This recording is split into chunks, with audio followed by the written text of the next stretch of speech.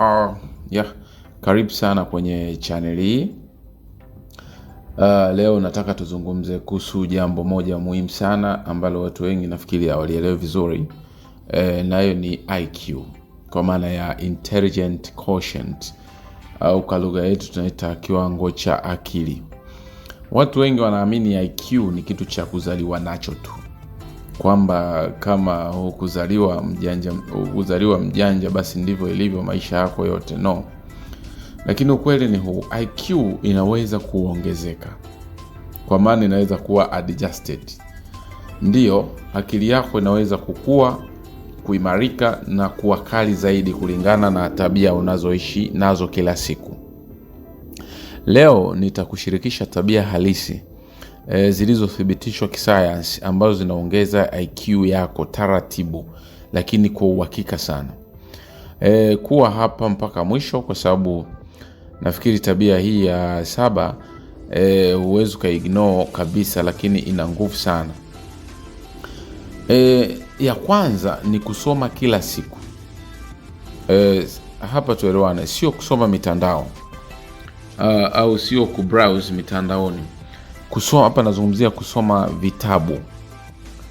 Kusoma vitabu huongeza uwezo wa kufikiri kwa kina, kuchambua taarifa na kuunganisha mawazo yako. Unaposoma, ubongo wako unajifunza maneno mapya, unapanua mitazamo, unajenga uwezo wa kufikiri beyond ulipo sasa. Kwa hiyo kusoma vitabu vya maarifa, saikolojia, historia au maendeleo binafsi huongeza IQ zaidi kuliko kuscroll mitandaoni au kupoteza muda mazingira mengine. Lakini ya pili ni kujifunza vitu vipya mara kwa mara. Ubongo wako unapenda changamoto. Kila unapojifunza lugha mpya, skill mpya, program au kazi mpya, unalazimisha ubongo kuunda new neural connection. Tunaita new neural connections. Hii hufanya ubongo kuwa mkali zaidi na unakuwa chap. Kumbuka, ukifanya vitu vile vile kila siku bila changamoto, IQ inasimama au hushuka kabisa. Lakini ya tatu ni kuandika mawazo yako. Watu wenye IQ ya juu mara nyingi huandika mawazo, malengo, maswali, kile wanachojifunza. Kuandika kuna kulazimisha kufikiri kwa mpangilio, kuchambua hisia, kuweka mawazo wazi. Hata notebook ndogo tu inatosha. Lakini 4, kulala usingizi wa kutosha. Hii watu wengi huignore, lakini ni muhimu sana katika uwekaji sawa wa intelligent quotient yako, yani IQ. Unapolala, ubongo hupanga taarifa, kumbukumbu huimarishwa na uwezo wa kufikiri huongezeka. Kukosa usingizi hupunguza IQ, umakini na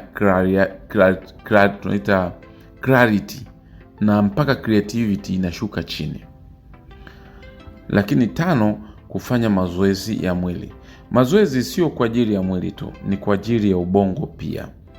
Mazoezi huongeza blood flow kwenda kwenye ubongo, lakini pia hupunguza stress, huboresha kumbukumbu. Kwa hiyo kutembea dakika 30 kwa siku tayari ni mazoezi mazuri sana ya kuongeza IQ. Sio lazima ufanye mazoezi ya kukumiza au kukuvujisha damu.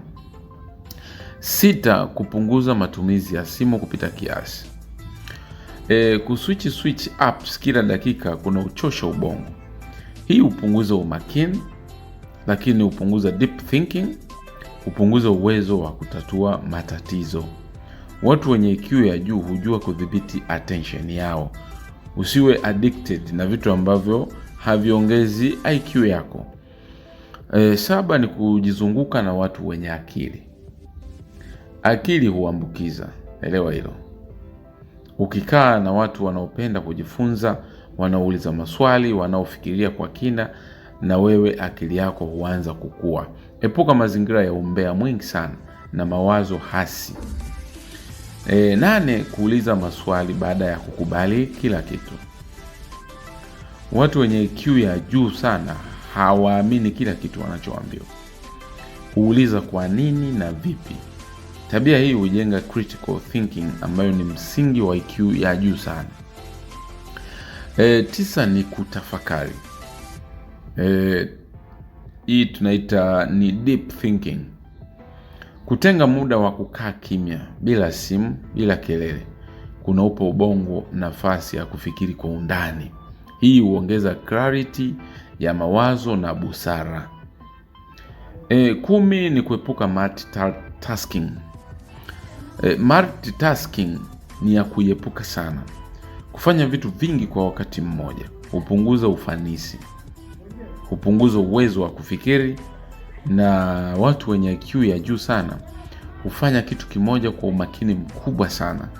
Hawataritari kwa maana ya kuparamia vitu vingi.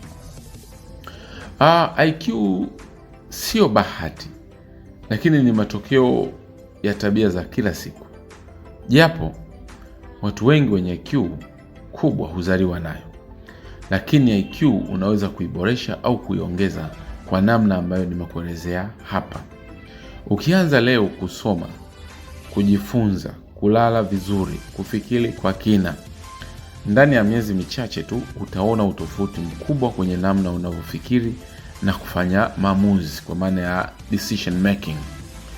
Kama umejifunza kitu leo, basi like video hii, subscribe na share kwa mtu unayemjali ili apate maarifa mapya na tuendelee kukua kiakili.